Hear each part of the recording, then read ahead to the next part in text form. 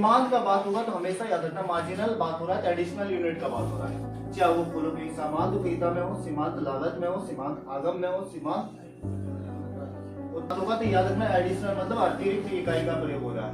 अब अतिरिक्त इकाई का प्रयोग हो रहा है तो समझिए यदि संतुष्टि है तो भैया सीमांत उपयोगिता है। यदि अतिरिक्त इकाई का प्रयोग करके यदि अतिरिक्त आय प्राप्त हो रहा है, आगम प्राप्त हो रहा है तो सीमांत आगम है।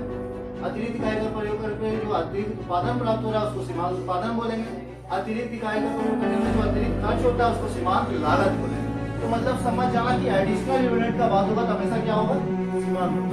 तो सीमांत में अतिरिक्त इकाई का प्रयोग करने पर जो अतिरिक्त संतुष्टि मिलता है उसको हम लोग क्या कहते हैं, तो सीमांत उपयोगिता कहते हैं। अब सीमांत उपयोगिता का फॉर्मूला याद रखिएगा, TU by delta Q, delta TU by delta Q।